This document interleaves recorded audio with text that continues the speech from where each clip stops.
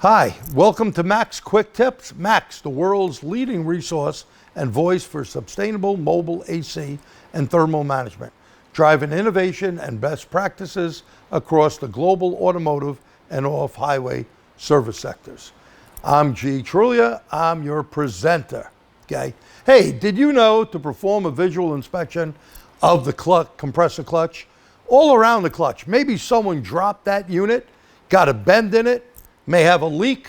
You know, a great thing to do is always measure the gap of the clutch. You may hear it shh, shh, shh, shh. That's maybe because the clutch is not adjusted right, or it could be an electrical problem. And if you want to check for oil leaks, well, put an index card right there where you put the feeler gauge, kind of wipe it around, and if it comes up wet, you got a problem.